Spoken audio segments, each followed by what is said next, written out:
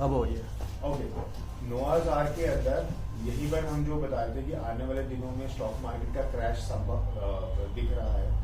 नोआज arc के अंदर भगवान ने पहले 3 दिन बिजली गिराई, उसके बाद 7 दिन उन्होंने धरती पे लगातार बारिश करी और पूरी धरती फिर पानी से ठंडी करी, और उस शिप के अंदर हर किस्म के 2 जानवर जो बैठे थे उनको बचाया, सो दैट उनको दोबारा ना बनाना पड़े। और वहां से फिर उसको नोआ को इंस्ट्रक्शन दी बच्चे पैदा कर, अब आगे बढ़ा। तो भगवान के जैसे एक हस्बैंड वाइफ ने हजारों बच्चे पैदा करे, सो दैट फिर उसमें से कुछ मुसलमान बने, कुछ हिंदू बने, कुछ बने। ये बाइबल ऐसे बताती है, उसमें हिंदू मुसलमान नहीं बोलते, बट आप ना उनके कुछ लोगों की लड़ाइयाँ और कुछ लोगों के व्यवहार से मेकआउट कर सकते हो, हाँ ये कैरेक्टर तो हिंदू हो गया है, ये कैरेक्टर तो मुसलमान हो गया। तो उन्होंने अपने अपने भगवान बना दिए। तो बाइबल क्या कहती है, जो कि ऐसा सच नहीं है, कि हेवन से उतारा गया एडम और ईव को, उन्होंने बच्चे पैदा करे और ऐसे ऐसे पॉपुलेशन बनी। नोआज आर्क की हमारी मेन डिस्कशन थी। नोआज आर्क के अंदर ये था कि हम जब मार्केट गिरेगा तो हम सारे कस्टमर्स को नहीं बचा सकते, लेकिन जो हमारे सबसे स्पेशल कस्टमर्स होंगे, जो कि हमें सबसे ज्यादा रेवेन्यू देते हैं, उतनों को हमें पकड़ना ही पड़ेगा। 5-6 हजार कस्टमर्स का यहाँ पे होल्डिंग है, आप 5-6 हजार का माल नहीं डूबा सकते, कुछ भी नहीं। तो हमें उसमें से सिलेक्टेड लोग हो, तो इसलिए मैंने कहा कि पहले हम 7 लोग डिसाइड करेंगे कि हमें LIC के IPO पे क्या करना है। बहुत इंपॉर्टेंट कॉल है, क्योंकि PR के भी म्यूचुअल फंड में देख इतना मोटा होल्डिंग है, तो वहां पे मैं छोटे सर की नहीं सुनेंगे और मैं बड़े सर हम डिसीजन लेंगे कि हमें यहाँ पे रखना ही नहीं रखना। अयान की देख कितनी मोटी होल्डिंग है, निखिल गुप्ता में कितनी मोटी होल्डिंग है, शैली गुप्ता में मोटी होल्डिंग है, ये सारी हमें सेल करने का डिसीजन लेना है LIC के IPO से पहले। म्यूचुअल फंड भी शेयर भी, लेकिन अच्छा ठीक है, आप कर रहे हैं। तो टाइमिंग के ऊपर हम बात कर रहे थे। आपकी एनालिसिस अगर सही स्टॉक आपको मिल जाए तो आपको उस सही स्टॉक को पकड़ लेना चाहिए। सही स्टॉक क्या है, टाइमिंग क्या है और कैसे उसको ढूंढना है, पकड़ना है, धीरे धीरे ये क्लियर हो जाएगा। पुरानी वीडियोस में बहुत सारी चीजें थी इससे रिलेटेड, अभी मैं सिर्फ इंपॉर्टेंट बुक है उसके अंदर के इंपॉर्टेंट पॉइंटर्स दे रहा हूं आपको। एक आया कि stock investment needs to be predicted and protected for at least next 10 years। Stock company fundamentals है। स्टॉक इन्वेस्टमेंट की प्रिडिक्शन, हमें कौन सा स्टॉक खरीदना है और उसको रखना कम से कम 10 साल के पीरियड के लिए बहुत जरूरी है। तो नॉर्मली जब मैं लोगों से सलाह दी, आपने देखा होगा डिस्कशन करता हूँ 2 साल, 1 साल, 5 साल की बातें नहीं किसने करता, कि स्टॉक इन्वेस्टमेंट हमें 10 साल के लिए करनी है। और इसके अंदर जो अगली लाइन कहती है कंपनी के स्ट्रॉन्ग फंडामेंटल्स। कंपनी के स्ट्रॉन्ग फंडामेंटल्स क्या हुआ, एग्जांपल के तौर पे जो सेकंड बुक मैंने खत्म करी है, उसके मतलब खत्म करने के एंड पर है, उसमें है ही कि 100 साल पुरानी कंपनी है। तो परसों तरसों मैं सरनामैन के साथ बैठ के डिस्कशन कर रहा था, तब मेरे को एक पॉइंट आया, मैंने वो लिख लिया। डिस्कशन करने से हमें ये मिलता है। और मैंने घर जाके बताया कि अगर हम नहीं बैठेंगे, नहीं डिस्कस करेंगे तो हमारा दिमाग नहीं चलेगा। तो मैं इनको कुछ समझा रहा था। क्या समझा रहा था, टाटा, किसी क्लाइंट ने सरला जी को कहा टाटा स्टील के शेयर ले और लूम की नाम। मैंने कहा 1907 में बनी हुई कंपनी है, 105 साल हो गए कंपनी को। तो वैसे मेरे मुंह से निकला, सोचो 105 साल में उसने सबसे पहले देखा 1912 या 14 था, पता नहीं कब हुआ था, मैं तो भूल गया, वर्ल्ड वार 1। फिर 1930 का ग्रेट डिप्रेशन। ग्रेट डिप्रेशन क्या था, पढ़ना, नहीं पढ़ा हो तो नहीं पता हो, मैं वरना एक्सप्लेन करूंगा तो टाइम ही निकल जाएगा।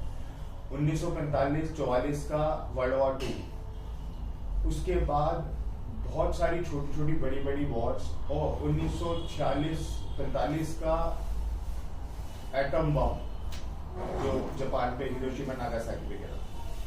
उसके बाद 1970 का डिप्रेशन टाटा स्टील ने देखा। उसके बाद 1990 का gulf war, Iran Iraq war, Kuwait war, कितनी ही वॉर्स पूरी दुनिया में हुई, वो सब कुछ झेल कर खेल कर आ चुके हैं। तो उनका तजुर्बा सोचो कंपनी का कैसा है 100 साल में। और आज कोई 5 साल पहले कंपनी शुरू हुई है, उसने तो ये सब तो देखा नहीं। वही है हमारी लेगेसी कि पीआर सिक्योरिटीज 95 की है और जीरोधा 2011 की है। उसने अभी मंदा तो देखा ही नहीं है। जब मंदे में क्लाइंट कपड़े फाड़ता है तो होता क्या है, और आप लोगों को ये नहीं पता कितने ब्रोकर और सब ब्रोकर के ऑफिसेज को आग लगाई गई थी 2008 में। एसएमसी का ऑफिस जला था आजादपुर। हमारे ऑफिस के गेट पे 100 पहलवान आगे खड़े हुए थे 2008। सरला जी ने जब ज्वाइन किया था, कैसे उनको हैंडल किया था। 2 दिन 2 जिप्सियां यहाँ खड़ी थी AGVs के बाद। स्टॉक मार्केट क्रैश, आठ पावर के इशू के बाद। तो सोचो किसी के 50 लाख के आज ही आदमी 25 लाख कुछ ऐसा होता क्या? झगड़ा हुआ बहुत जबरदस्त, 50 लाख के 25 लाख रह गए। तो स्टॉक मार्केट की क्रैश है। और ये मेरे को रिलायंस पावर मतलब एक बार रिलायंस इंडस्ट्रीज के ले जाओ हमारे पास से ये तो रिलायंस नुकसान हुआ तो क्लाइंटों ने पेमेंट नहीं दी। इधर तो हमारी पेमेंट नहीं दे रहे। और बताने का मुद्दा ये है कि वो हिस्ट्री अपने आप को रिपीट करती है। ऐसा नहीं है वापस नहीं होगी, वो वापस जरूर होगी। LIC का IPO वो ट्रिगर है मेरे हिसाब से। तो देखते हैं क्या होता है। पेमेंट का नुकसान होने के चांसेस बहुत कम है।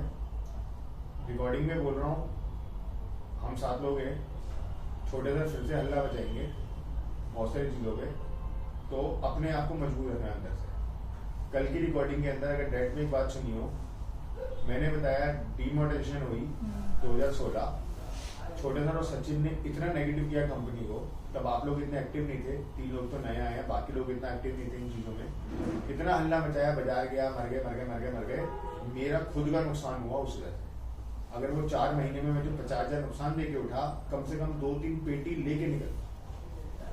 तो क्या होता है, जब अच्छा समय होता है तो सब कुछ हरा हरा दिखता है, बुरा समय होता है तो आपके कानों में इतनी बुराई आती है कि आप भी नेगेटिव हो जाते हैं।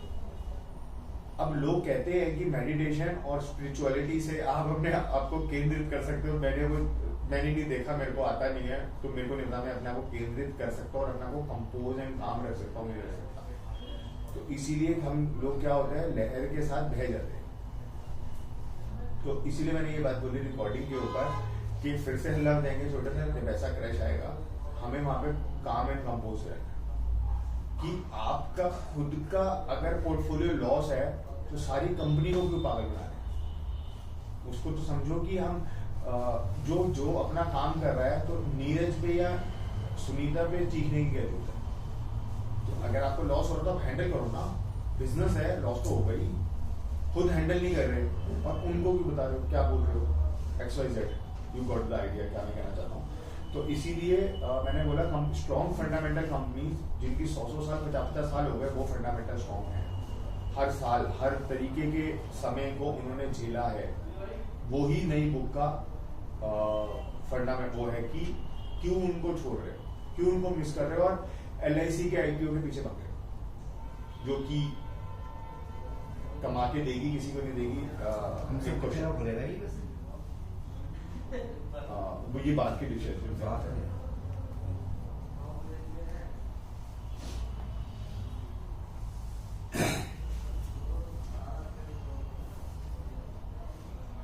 अगर अपने घर को और अपने आप को, मैं कुछ पॉइंट पढ़ा और उसके ऊपर बोल रहा हूँ, अपने घर को और अपने परिवार को आगे बढ़ाना है, स्ट्रॉन्ग रखना है। और पैसे से स्ट्रॉन्ग होंगे, पहले मेंटली स्ट्रॉन्ग हो, फिर पैसे से स्ट्रॉन्ग हो। उसके लिए सही शेयर का ढूंढना, समय सही मैं बता दूंगा, सही शेयर को ढूंढना और उसके ऊपर सवारी करना, और उसके साथ 10 साल यहाँ से जोड़ना कि अभी तक सरला जी तो एक्टिवली कर रही थी, बाकी लोग नहीं करते स्टॉक्स में एक्टिवली इन्वेस्ट। धीरे धीरे स्टॉक्स के अंदर एक्टिवली इन्वेस्टमेंट स्टार्ट करो। जब तक खुद का पैसा नहीं लगेगा और ट्यूशन फीस नहीं देंगे तब तक कुछ समझ नहीं आएगा। तो 1-2 हजार अपने, अगर आप 5 के अकाउंट नहीं है, मुझे नहीं पता है कि नहीं किसी भी, 5 अपना ऑनलाइन अकाउंट इस मीटिंग के बाद खुलवाओ। और कल मंडे को सिर्फ और सिर्फ 2,000 रुपए, 1,000 रुपए का चेक 2 बार मनी, सिर्फ 1,000 एंड कुछ ना कुछ मंडे बाइंग करेंगे पांचों के अकाउंट। सरला जी का तो मेरा तो पता ही है, we are doing it regularly. अगर पांचों का नहीं है तो ऑनलाइन नीरज पांचों के अकाउंट सिर्फ 1,000 की बाइक है, सिर्फ 1,000। और किसी को ये लगे ना 1,000 भी मेरे लिए इस महीने के अंदर अभी ज्यादा है, 500 रुपए की बाइक ले और जीरो कोई खर्चा नहीं, कोई डीमेट फीस नहीं, कुछ नहीं। अकाउंट खुलवाओ, बताता हूँ क्या कर रहे हैं। जब ये शुरू करेंगे, ये इसकी शुरुआत करेंगे, कुछ दिखेगा, कुछ और बेहतर समझ में आएगा। उस शेयर के बारे में मेरे से पूछो, क्यों दिलवाया है, आपको क्या देखा, आपने क्यों ये मेरे को दिलवाया, तभी तो मैं आंसर दूंगा। मेरे से पूछो। मतलब मेरे को भी बहुत चीजें ऐसे सीखने में मिलेगी आप लोगों को भी। डीमेट अकाउंट के बाद ही उस पर करना क्या है। मैंने सर को बोला था, इन्होंने बोला नहीं, फिर मैंने संजय मेहरा सर के पास भी, उन्होंने कहा निखिल सर से बुलवाओ पहले। अरे नहीं, वो बुलवा तो दिया था। आपने करा नहीं उसको ऑनलाइन प्रोसेस, वो सिखाने के लिए मैंने आपके ऊपर छोड़ा हुआ है। मेरे में नहीं हो रहा ना फोन में वो। चलो ठीक है, ऐप पे यहाँ मैं मेरे सिस्टम पे लैपटॉप करा कर दूंगा, लेते। सिस्टम पे करा दूंगा। करवा लेना। Look for companies with a competitive advantage. देखो जी, ये बहुत, अब जब हम कंपनीज ढूंढना शुरू करेंगे, ये बुक किस बारे में, कंपनीज ढूंढने के बारे में, धीरे धीरे वही पॉइंटर्स आएंगे। कॉम्पिटिटिव एडवांटेज हो तो किस कंपनी का है। कॉम्पिटिटिव एडवांटेज का मतलब क्या है, ऐसा काम जो मैं कर रहा हूँ और कोई ना कर सके। बताओ, चलो एक बार दोबारा। ऐसा काम जो मेरी कंपनी कर रही है और कोई ना कर सके। सोचो, आपके पास शेयर है, किस किस के, सोचो। ऐसा काम जो सिर्फ मेरी कंपनी कर सके और कोई ना कर सके। कौन सी कंपनी के शेयर है सरला जी? हाँ, तो इसके अंदर सरला जी ने 3 नाम लिए। बुलंद आवाज, मेरी आवाज देखी है? और मैं ब्रेकफास्ट करके आ रहा हूँ।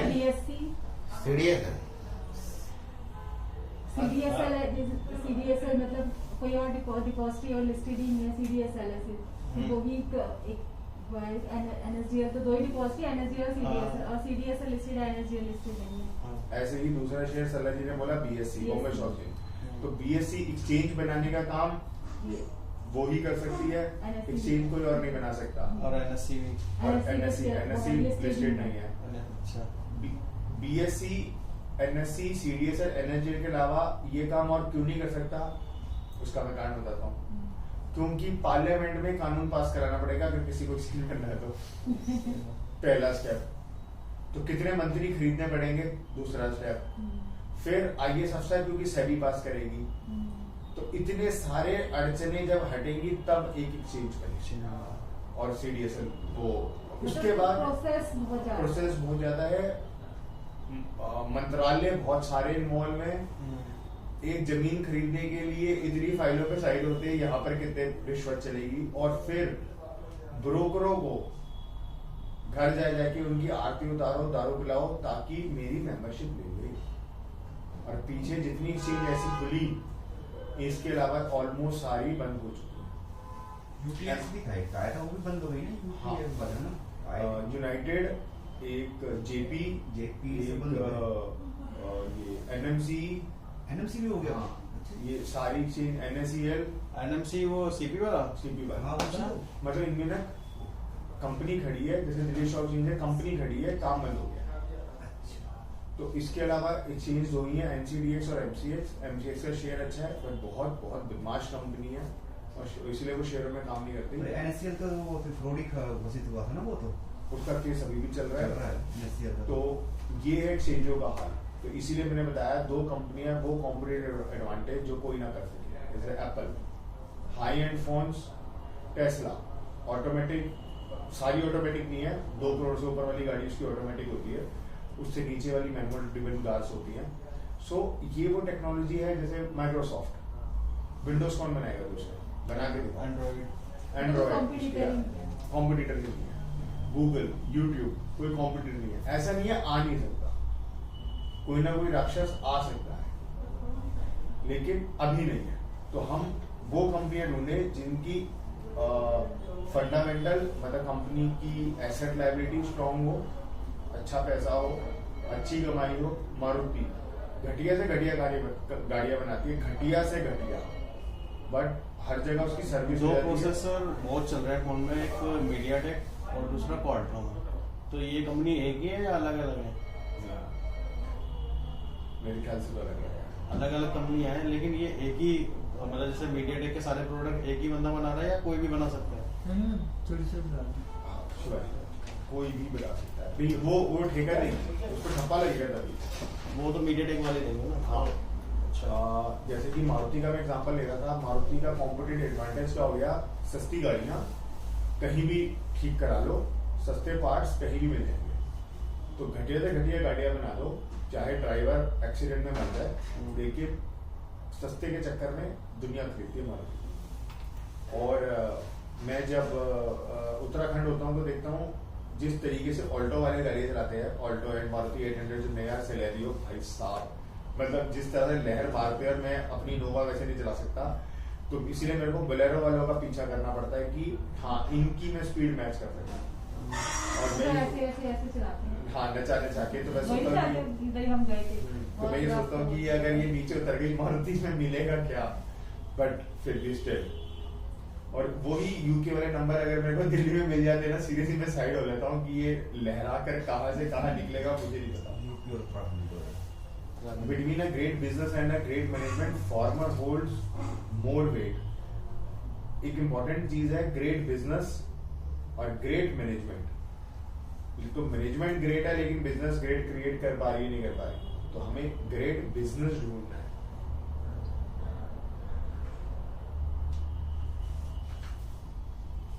4 गोल्डन रूल्स, ये लिखना चाहो तो लिख लो। 4 गोल्डन रूल्स स्टॉक को ढूंढने के। पहला, ये टारगेट होना चाहिए इंडस्ट्री, कौन सी इंडस्ट्री का शेयर खरीद रहे हो। मोटा मोटी हमारे 14 से 15 इंडस्ट्रीज हैं, तो पहला सेक्टर हो गया इंडस्ट्री। इसके अंदर मेरी जो कैलकुलेशन करने का तरीका है वो मैं बता रहा हूं, थोप नहीं रहा, अपना तरीका खुद बना, तभी दिमाग खुलेगा। मेरा जो सरला जी मैं हमेशा बोलता हूँ, रोटी कपड़ा और मकान शरीर की सबसे पहली जरूरत। ऑक्सीजन और सनलाइट और पानी के बाद शरीर चलाने के लिए 5 तत्व। तो सनलाइट, ऑक्सीजन और पानी, इसके बाद हमें चाहिए रोटी, फिर तन ढकने के कपड़ा, फिर मकान। इसीलिए इसको बोलते हैं रोटी कपड़ा मकान। मकान कपड़ा रोटी नहीं बोलते, क्योंकि पहले पेट की शांत तो नंगे भी घूम लेंगे जैसे पहले आदिवासी रहती थी। फिर लास्ट में हमें चाहिए, नहीं तो हम पेड़ के नीचे सो लेंगे या किसी गुफा में रह लेंगे, लास्ट में मकान चाहिए। तो ये 6 चीजें हमारे लिए सबसे इंपॉर्टेंट है। तो इन 3 चीजों में जो काम कर रहा हूँ, मकान वाले तो सारे गलत काम करके इसलिए मकान वाले सेक्टर में जा सकते हैं, बट मकान में हम स्टील और सीमेंट पे जा सकते हैं, क्योंकि उसी से देश आगे बढ़ेगा, बैंक से नहीं बढ़ेगा। बैंक अभी बहुत बाद में है, पहले शरीर तो सीधा कर लो, फिर ही तो TCS और इन्फोसिस और पेल पे आओगे। तो इसीलिए मैंने बोला इंडस्ट्री, कि कौन सी इंडस्ट्री, दवाई की इंडस्ट्री, हॉस्पिटल की इंडस्ट्री, प्लेन की इंडस्ट्री, IT की इंडस्ट्री, गाड़ी की इंडस्ट्री, कौन सी इंडस्ट्री का शेयर खरीदना है। खाना, क्रीम, शैम्पू, साबुन, हिंदुस्तान यूनिलीवर टाइप्स, जो हमने रिसर्च रिपोर्ट अभी भेजी, कौन सी इंडस्ट्री खरीदनी है। तो ये इंडस्ट्री को ढूंढना, ऐसा नहीं है कि 1 लाख रुपए है या 1 करोड़ रुपए है सारी दुनिया खरीद लोगे। दूसरा, कंपनी, उस इंडस्ट्री में कौन सी कंपनी, इंडस्ट्री हमने फाइनल कर ली, मान लो IT, मतलब कंप्यूटर वाली जो सॉफ्टवेयर बना रही है, तो TCS, इन्फोसिस, विप्रो, माइंडट्री, सत्यम, महिंद्रा, टेक महिंद्रा, कौन सी कंपनी 4000 रुपए से लेकर और 40 रुपए का हिंदुस्तान HFCL, हिमाचल फ्यूचरिस्टिक तक मिल जाएगा, कौन सा लेना है। ये है कंपनी। तो पहले इंडस्ट्री ढूंढो, फिर कंपनी ढूंढो, फिर किसकी मैनेजमेंट स्ट्रांग है। सरला जी देख रहे हो कि जो मेरे 3 बेसिक क्वेश्चन थे, क्या थे, कंपनी क्या करती है, कंपनी की मैनेजमेंट कैसी है, और कंपनी कहाँ रजिस्टर्ड है। उसमें से 2 आ गए कि इंडस्ट्री, कंपनी और मैनेजमेंट। रजिस्टर्ड कहाँ है वो नहीं है इसमें, फाइनेंशियल भी तो है, फाइनेंशियल भी है। और लास्ट है इंट्रिंसिक वैल्यू। इंट्रिंसिक वैल्यू आपको 4 पॉइंट मैंने बताया, इंडस्ट्री, कंपनी, मैनेजमेंट और इंट्रिंसिक वैल्यू। इंट्रिंसिक वैल्यू क्या होती है भाई? इंट्रिंसिक वैल्यू बहुत गहरा टॉपिक है किसी दिन एक दिन बैठेंगे, सिर्फ इंट्रिंसिक वैल्यू पे बात करेंगे, इसको गोला कर लेना, मेरे को बताना, मैं इसको पहले प्रिपेयर करूंगा। इंट्रिंसिक वैल्यू होती क्या है? शेयर की असली कीमत निकालना। मान लो आज टीसीएस ट्रेड कर रहा है 3900 पे, उसकी इंट्रिंसिक वैल्यू मतलब सही कीमत है 2500, तो भाई दिमाग खराब है, 1500 रुपए ज्यादा दे रहे हो। ये है इंट्रिंसिक वैल्यू। इसको निकालते कैसे हैं मुझे? वो मैं बताऊंगा, उसके लिए कम से कम 1 से 2 घंटा लगेगा समझाने में, क्योंकि कैलकुलेशन ज्यादा नहीं है, बट मैं उसको बहुत शॉर्ट में बता दूंगा। बट मोर इम्पोर्टेंट है कि हम उसका वो लॉजिक पकड़ लें कि जैसे ही सामने आए, हाँ ये मेरे को पता है और मेरे को ऐसे करना। लेसन नंबर 38 पे आ गए, इंसुलेट यूरसेल्फ फ्रॉम, देखो जो मैं भी थोड़ी देर पहले बोल ही रहा था, इंसुलेट मतलब अपने आगे परत चढ़ा लो, आउटसाइड नॉइस नहीं सुननी। कानों में जो चीख पुकार आएगी वो नहीं सुननी। अभी आपने छोटे से रगड़ा के बाद एग्जाम्पल से बताया, तो वो इसमें लिखा है, मैं अपने मन से नहीं बोलता चीजें, कहीं ना कहीं पढ़ी होती हैं, कहीं ना कहीं सुनी होती हैं। कि मैंने शेयर ले लिया, सुनीता जी मेरे को कह रही है सर ये क्या कर रहे हैं, बेकार है, आपको तो आता ही नहीं है, ये वो कुछ भी एक्सरसाइज कहा, ठीक है सुन लिया। मेरे को पता है ना उसकी इंट्रिंसिक वैल्यू क्या है, उसकी असली कीमत क्या है, इसका सही प्राइस क्या है। तो फंडामेंटल में मैं स्टडी कर रहा हूँ, उसकी वैल्यू मैं निकाल रहा हूँ, और मैं सुनीता जी की बात सुन रहा हूँ। चलो सुनीता जी को लगता है कि हमने थोड़ा कम नॉलेज का एग्जाम्पल ले लिया, कि ठीक है शायद आप ये सोच सकते हो कि इनको नॉलेज कम है, टीवी वाला, तो टीवी भी बैठ के सुन रहे हैं ये सुबह से शाम तक, और टीवी के ऊपर कर रहे हैं। टीवी का मैंने एग्जांपल मैंने पहले भी दिया हुआ है, आज एक फिर से रिपीट करता हूँ। एक क्लाइंट है, रिकॉर्डिंग में नाम नहीं लूंगा, समझ जाओगे, न्यू दिल्ली हाउस, तो इसलिए नाम नहीं लूंगा। मैं उसके पास पहली बार इंश्योरेंस बेचने गया, मैं और विनय खोसला, मैक्स न्यू अप्लाई, तो हमने उसको पिच करा 5 लाख रुपए साल का प्रीमियम, ठीक है। पैसे वाली पार्टी, जब मैं उसकी लॉस बताऊंगा तो समझ जाओगे 5 लाख में तो क्या इंश्योरेंस बेची थी कि 5 लाख की इन्वेस्टमेंट करो, 3 साल दो 15 लाख, और 3 साल बाद 20-21 लाख रुपए के आसपास मिल जाएंगे, उसको समझ लिया। निकलते हुए जैसे मैं वहां बैठा था, विनय यहाँ बैठा था, टीवी ऐसे सामने रखा था, और मैंने 1 घंटे में नोटिस किया कि वो हमारी बात जो सुने उससे ज्यादा टीवी देख रहा है। क्लाइंट हमारा है न्यू दिल्ली हाउस में, 10th floor 1013। So I said उनको कि अंकल, निकलते हुए कि अंकल एक काम करो, ये बंद कर दो बस, आप अपनी जिंदगी में ना इसको उतार दो अपने कैबिन से। खुद तक आ गई मेरे को, 1 घंटा मैं समझाया, इनको कुछ समझ नहीं आ रहा, लॉजिक की बात करें, क्योंकि उस दिन मेरे को उसका लॉस पता था। उस दिन तक उसको लॉस हुआ था 8 करोड़ का लॉस, नेट लॉस। मैं वहां से निकला, 1 साल बाद मेरे लाइफ में आया वरुण सब्बरवाल, हम फिर गए, फिर से हमने सेल्स मार्केटिंग शुरू करी, एक एक द्वार पे जाना शुरू किया। हम वापस गए 2 साल बाद, 1.5 साल 2 साल के बीच में, फिर वो टीवी चल रहा था, मैं मना करके आया था, बिठाया, हमेशा रूअफ़ज़ा पिलाते थे, रूअफ़ज़ा पिया, पहली बार तो गिलास ही गिर गया था मेरा, उनसे कैबिन पे पूरी टेबल पे रूअफ़ज़ा फैल गया था। तो वो भी हुआ, वो होती है चीजें, घबराहट में बहुत बार ऐसी चीजें हो जाती है। सो विनय ने आके शैली में बताया, आज तो निखिल ने उसके कैबिन में पूरा रूअफ़ज़ा फैला दिया, और वो जूते बाहर उतरवा होगा, याद है कौन जूते जो बाहर उतरवाता है? अच्छा समझ गया। तो कहते हैं वो तो जूते बाहर उतरवाता है, निखिल उसके पूरे कैबिन में रूअफ़ज़ा चाय पिलाता है, ग्लूकोज के बिस्कुट लाता साथ में, रूअफ़ज़ा पिलाया भैया, ग्लूकोज के बिस्कुट खिलाता है। सो सेकेंड टाइम में मैंने कहा अंकल आप अभी भी टीवी देख रहे हो, क्योंकि उस बार भी मेरे को उसका लॉस था। उसका लॉस था 20 करोड़, 20 करोड़ नेट लॉस दिया है उसने। तो पहली विजिट में 8 करोड़ माइनस था, दूसरी विजिट में वो 20 करोड़ माइनस था। अब मेरे को, मैंने कहा था अंकल आज भी नहीं लोगे, मुझे पता है, लेकिन आपने जो गलती करी है ना, मैंने इसको बंद करने के लिए कि आप लगातार ये वो देखते हो जी बिजनेस, ये कमाने नहीं दे सकते, आप इसको देखकर सोना चांदी नेचुरल गैस के सौदे करते हो, ये सबसे गलत चीज है। आप गूगल पे खुद पढ़ो, खुद ये ऐसी किताबों से एनालिसिस लो। इसीलिए मैंने कहा आउटसाइड नॉइज, ये टीवी वाले सबसे ज्यादा नॉइज करते हैं, न्यूज़पेपर वाले उसके बाद, कुछ दिन पहले मैंने आपको एग्जांपल दिया था, याद करना सलाह जी, वरुण मल्होत्रा बोलता है जिस दिन सरिता और मनोरमा खरीदने की जरूरत नहीं है, हम वॉरेन बफे के फॉलोअर्स हैं, हम 35 रुपए 40 रुपए की किताब भी नहीं खरीदेंगे अगर वो हमारे काम की नहीं है तो आप अखबार हर हफ्ते न्यूज़पेपर या मैगजीन के स्टैंड पे जाओ, वहां पे टंगी होती है ना मनोहर कहानी वाली, तो अगर सरिता और जो औरतों वाली किताब है वो उसकी अगर हेडलाइन आ गई है, जो कवर दिख रहा है, स्टॉक मार्केट में निवेश करने के बहुत फायदे, ये वरुण बोलता है, किताब नहीं खरीदनी है, उस किताब का टाइटल देखकर वो समझ लो कि अब वो कंपनी स्टॉक को प्रमोट करना चाह रही है औरतों, जो कि स्टॉक मार्केट से बहुत दूर, जनरल हाउसवाइफ्स, आपकी बात नहीं कर रहा, तो सब बेच दो, आग लगा दो।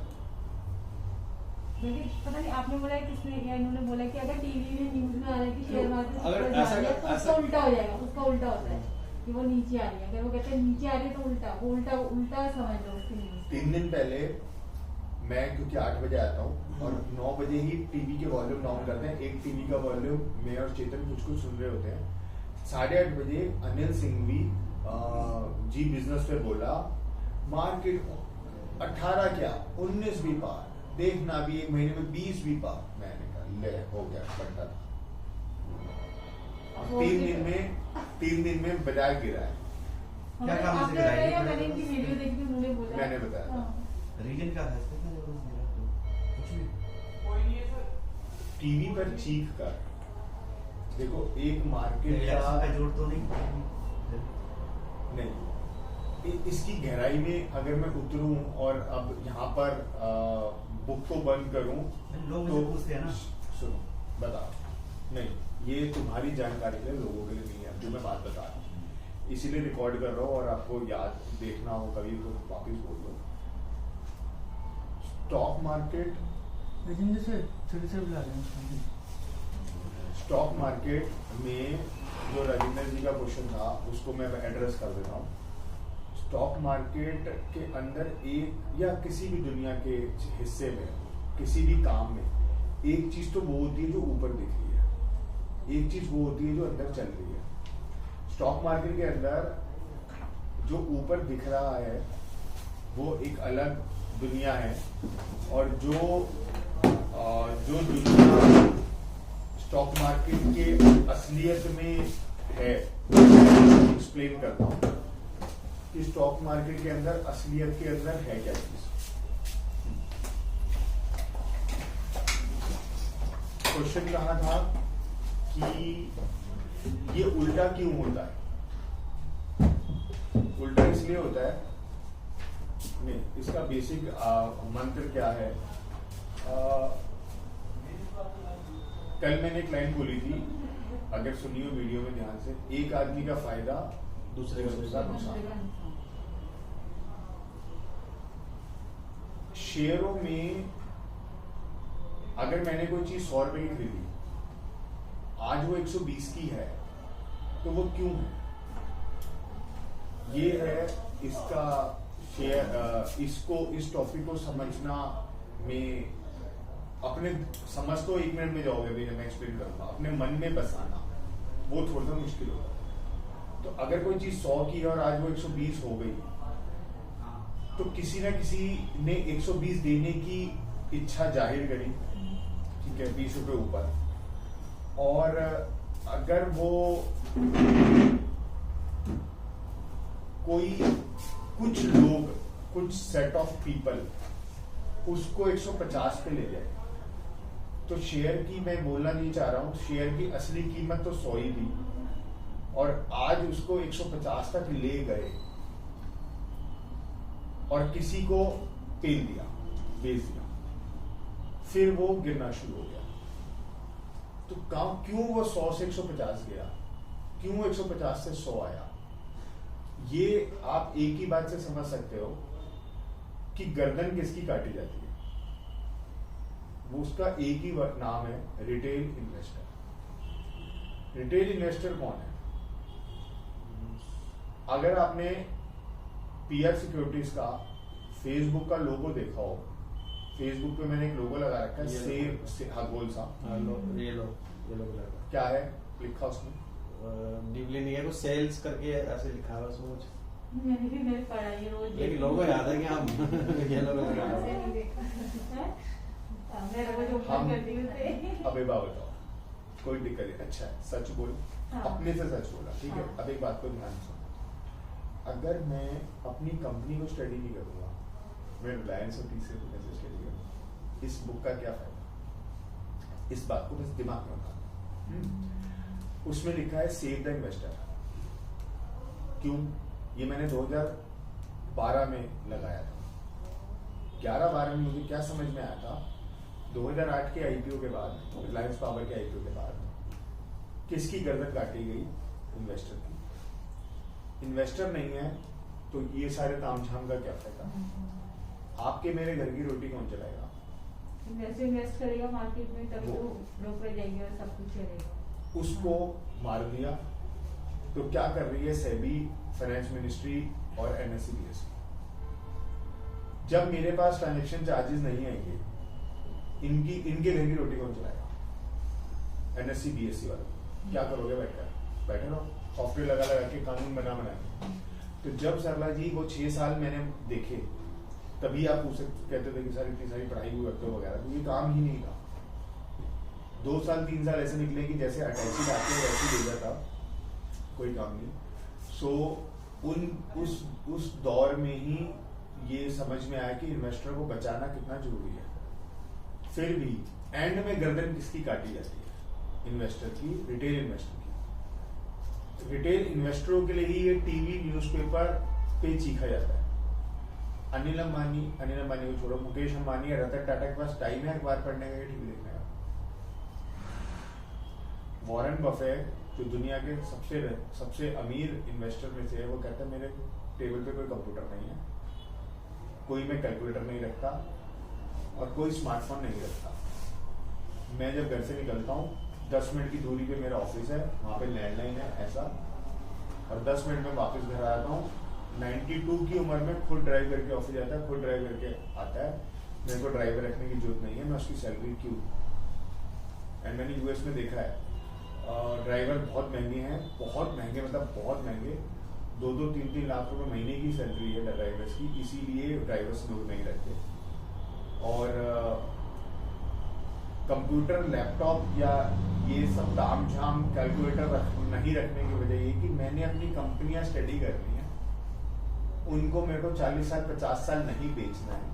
कंपनियां कौन सी है? Coke, Pepsi, insurance companies, banking, aviation. तो मुझे जब बेचना ही नहीं है तो मैं उनको रोज क्यों देखूं? रोज देखूंगा तो वो बिक जाएंगे। ये है अमीर इन्वेस्टर्स। गरीब इन्वेस्टर, गरीब मतलब 1 लाख, 2 लाख, 5 लाख, 10 लाख, तो मैं कह रहा हूं अखबार पढ़ो, शेयर के लिए नहीं, अपना दिमाग खोलो, वीडियोस देखो, वरुण मल्होत्रा को सुनो। क्यों? दिमाग खोलो। वरुण मल्होत्रा यही सब चीजें सिखाएगा जो मैं बता रहा हूँ। तो उस क्लाइंट को मैंने क्या बोला, टीवी उतार दो जी कैबिन से। मान ली होती तो 8 करोड़ के 20 करोड़ का लॉस नहीं होता। किसके पैसे को आग लगाई? अपने नहीं, अपने पैसे को। अपने बीवी और अपने बच्चों को। ये बिलीव जब अपने अंदर आता है कि ये मेरे बच्चों का पैसा था तो मैं फूक कर आ रहा हूं, तो फिर आप सही डिसीजन लेते, गलत डिसीजन नहीं लेते। अपनी फैमिली को, अपने फ्रेंड्स को आगे रख के बैठते तो सही डिसीजन पे आते। ये है साइकोलॉजी, जो पहली बुक में पता नहीं मैंने कितना लिखा नहीं लिखा, बट साइकोलॉजी का ये मतलब है। जब आप ये सरला जी सोच लोगे कि मेरे को अपने परिवार को आगे बढ़ाना है, आप खुद LIC FDO से बाहर निकलोगे और ढूंढोगे क्या ढूंढोगे। खुद EMI लेने का डिसीजन ले लोगे। नीरज ने लिया कि मेरे को EMI लेकर, बैंकिंग से लोन लेकर और अपना घर फ्री करना है। अभिराज ने किया। ये डिसीजन बहुत जरूरी है। ये डिसीजन मैंने छोटे से बड़े से को समझाया, उनको नहीं समझ में आया। तो ऐसा नहीं है कि ज्यादा पढ़ाई से ही समझ आती है। आपको सामने रखना पड़ता है किसी ऐसे व्यक्ति को जो कि आपको सही डिसीजन, जिसकी सूरत सामने हो, सही डिसीजन लेने में आपकी हेल्प करे। मैंने जब लिया था ये तो आपको साइड में रखा था। मैंने कहा कि सर से एक बार डिसीजन लूंगा तब जाके ही मैं वो लूंगा। याद है सर आपकी बात कराई थी, वो कह रहा था कि ऐसे 8 पड़ रहा है और ऐसे 15 पड़ रहा है। इसलिए मेरे को याद है, इसलिए मैंने वो एग्जाम्पल लिया। स्टॉक मार्केट के अंदर उल्टा जो चलती है चाल वो इसलिए होती है क्योंकि स्टॉक मार्केट के अंदर ये टीवी और न्यूज़पेपर और मनोहर कहानियां, सरिता वगैरह मैगजीन्स, ये का जो एग्जाम्पल है ये उनके लिए है कि रिटेल इन्वेस्टर जो कि लास्ट में, जो कि करोड़ों की संख्या में है, 1-1 लाख 2-2 लाख 5-5 लाख अपनी पूंजी लाता है, उसी की गर्दन काटी जाती है एंड में। और जो समझदार है, banks, mutual funds, foreign institutional investors वगैरह वगैरह, वो इन्हीं से पैसा खींच लेते हैं अपने पास। और हम लोग फिर क्या करेंगे, एफडीओ से और पैसा लाते रहेंगे। एफडी अपनी मैच्योर कराते रहेंगे, यहाँ पे पैसा लाते रहेंगे, जब तक एक वक्त के बाद ये ना आ जाए मन में कि मेरे को पूर्ण विराम लगाना है। एक एग्जांपल और देता हूँ, नाम आया मुंह पर, लाइव मतलब रियल एग्जांपल। अभी 20 करोड़ का दिया, एक छोटा एग्जांपल देता हूँ। हिमांशी से शेयर नहीं करना कोई भी, हिमांशी जो भाई रिसर्चर है, ये वीडियो भी नहीं देना क्योंकि उन्हीं के घर का एग्जांपल दे रहा हूँ, मुंह पे आया इससे दे। जेपी घोसला और हिमांशी के दादा, और हमारे बीच की बात है ये सिर्फ हमारे टीम की।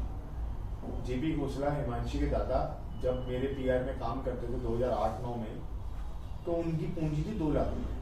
यहाँ पर जो करते 2 लाख 1.5 लाख, मैंने कभी नहीं बताई आपको, 3 लाख। तो जेपी घोसला और एक सरदार जी थे, उसका जितेंद्र सरीन, यहीं के थे। एक एबी ब्लॉक में जो बीड़ी पीता था, मेरे को नाम नहीं आता उसका, जो एबी नहीं, वो AA वहां से आता था, जिसका केस भी हुआ था वो नरेला में, लड़का था ये बंसल का, हाँ बच्चा अतुल बच्चा। अंतुल और ऐसे 5-6 लोग थे जो हमें छोड़ के गए थे। इसमें ये AM 155 वाले हरीश जी वगैरह वगैरह, हाँ।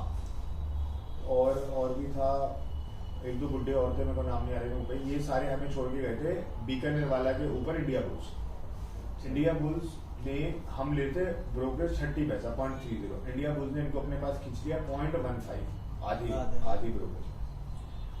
तो जेपी घोसला जी मेरे पास आए 2015-16 नहीं पहले आए 15-16 वापिस आए। तो मैंने कहा अंकल क्या हुआ, कैसा है? मैंने भी मन करा छेड़ने का, भाई हमें छोड़ के गए तो अब वापस क्यों आ रहा है? आग तो मेरे को भी लगी। तो मैंने कहा क्या हुआ, इंडिया बुल्स में कमाई नहीं हो रही क्या जो यहाँ वापस आने की कह रहे हो, काम शुरू करने को? देन दैट क्लाइंट सेड मी, जो जिसने मेरी जिंदगी बदली, कि निखिल जी पता है मेरे को कितना नुकसान हुआ? मैंने कितना? 40 लाख। मैंने कहा 40 लाख थे? कह रहे मैंने सारी एफडीआर, पीएफ और पीपीएफ मैच्योर कराकर इंडिया बुल्स को दे दिया। मैं तो पीआर बता 2 लाख रुपए का काम कर रहे थे, वहां 40 कैसे दे दिए?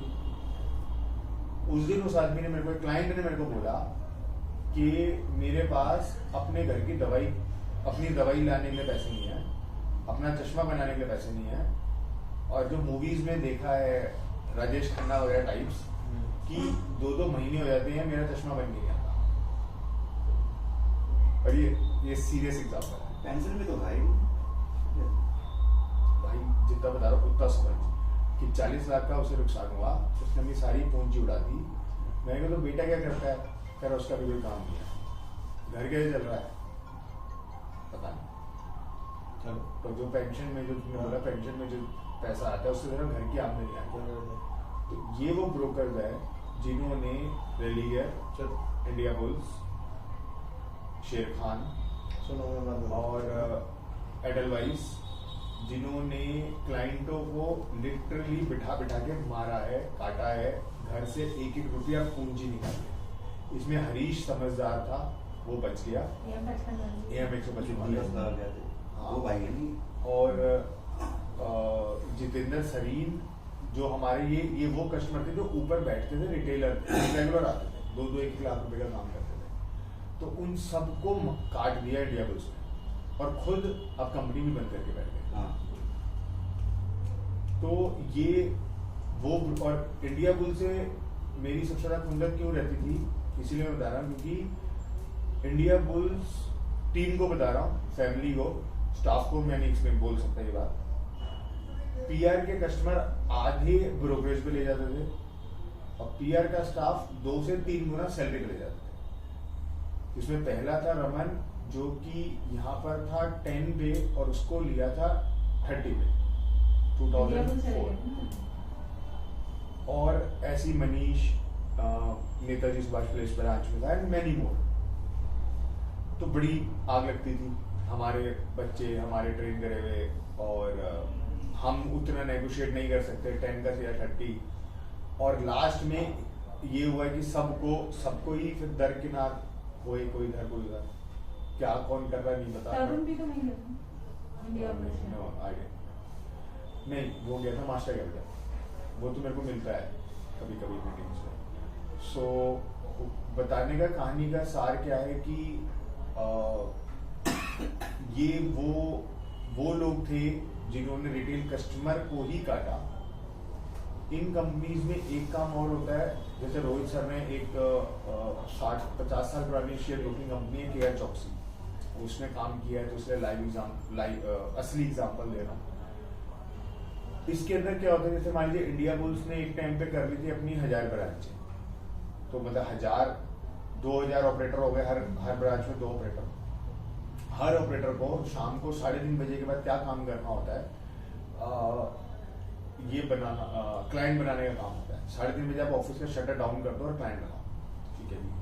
तो आप क्लाइंट तो बनाने निकल जाओगे, उनको म्यूचुअल फंड बेचो, रोज नए क्लाइंट बनाओ, उनकी ब्रोकरेज से ही आपकी सैलरी लिंक होगी। सो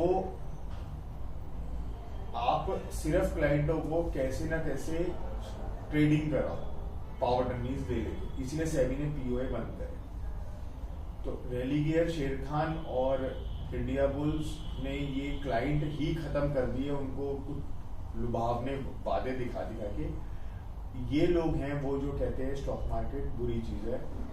नहीं, अब मेरे को 12-13 में ही समझ में आ गया था कि ये जो पुरानी जनरेशन है ना, उसको ये ब्रोकर काट चुके हैं, मार चुके हैं, हमारे टॉपिक से कैसे रिलेटेड है, सो दैट हम सही काम करें। तो ये लोग उनको मार चुके हैं। अब जब आएगी तो नई जनरेशन आएगी जिसको ये कहानियां नहीं पता। जैसे आप लोग हैं, आप लोगों की कहानियां नहीं पता, बट ये सच कहानियां। तो हम लोग, मैं जब आया तो मेरे को 2098-99 की कहानी से कोई मतलब नहीं था, क्योंकि मैंने वो लॉस नहीं देखा। तो मैंने नहीं देखा तो मैं तो कूद गया इन्वेस्ट करने अपना सारा पैसा। 8, 9, 10, 11, 12 ने संभाला, अब संभल के काम करते हैं। कोई वक्त ऐसा भी आएगा जब खुद संभलना छोड़ देंगे। इसीलिए मैं टीम को भी एक्सप्लेन कर रहा हूँ कि जहां लगे कि समझ कम हो रही है, इसमें ladies are the best investors. वो फैमिली सोचती है, आदमी नहीं सोचता, क्योंकि वो फैमिली सोचती है, इसीलिए वो बहुत सही डिसीजन ले सकते हैं। तो हमारी टीम बहुत ब्लेस्ड है कि इसमें 3 लेडीज हैं, एंड इसीलिए मैं ये चीजें बहुत ओपनली एक्सप्लेन कर सकता हूँ, करता रहता हूँ, ताकि वाइज डिसीजन ले सकें। अगर हम 7 आदमी बैठे होते ना, तो कुछ और ही दुनिया चल रही होती और कुछ और ही बातें शुरू हो जाती, और फिर एक दूसरे को जोश दिलाता, और जोश में कुछ का कुछ कर रहे होते, जो कि मैं देखता हूँ। एग्जाम्पल नहीं दे सकता किसकी बात कर रहा हूँ मैं, बट वो मैं देखता हूँ, ऐसा होता है। सो थिंग इज कि जो आपका क्वेश्चन था कि टीवी और उसके ऊपर जो बोलते हैं उससे उल्टा क्यों होता है, वो उल्टा क्योंकि वो आज मेरे को वो उल्टा काम करना है। टीवी पर लोग बाग देखकर शेयर खरीदेंगे, टीवी पर देखकर लोग बाग शेयरों में इन्वेस्ट कर देंगे, जिसका मैं नाम ले रहा हूँ। और मैं क्योंकि वहां बैठा हूँ अमित शाह की कुर्सी पर या अमित शाह के लड़के की कुर्सी पर, तो मैं वहां से बाजार को अपने तरीके से चला रहा हूँ। क्योंकि बाजार है क्या, एक सॉफ्टवेयर है, एक सिस्टम है। वो सिस्टम रखा कहाँ है, एनएससी के अंदर। एनएससी में क्या है, जैसे क्रिकेट का सट्टा सुना है, होता ही है। क्रिकेट के सट्टे में क्या होता है, इंडिया जीतेगी या पाकिस्तान, तो जो उसके टॉप पे बैठा हुआ उसको तो पता है कि इंडिया की जीत पे कितना लगा हुआ है और पाकिस्तान की जीत पे कितना लगा हुआ है। तो अगर इंडिया की जीत पे ज्यादा लगा हुआ है तो उसका दिमाग खराब है, वो इंडिया को जिताएगा। अभी हारी तो थी इंडिया ऐसे ही। तभी तो इंडिया को हराएगा, अपने घर में पैसा भरेगा, पाकिस्तान में कम लगा हुआ है, पाकिस्तान वालों को पे कर देगा, जो बैलेंस बचेगा वो अपने घर में रखेगा। तो सारे शेयरों का प्लस और माइनस तो एनएससी के सर्वर पे तो खुला हुआ है। तो फिर उसके अंदर किस तरफ लेके जाना है, और एनएससी से डाटा निकलवाना तो मुश्किल नहीं है। अगर इसका नहीं पता तो आज की न्यूज में मैं देखता हूं, जो मैंने शेयर करी है वो मैं उससे आपको एक्सप्लेन कर देता हूं।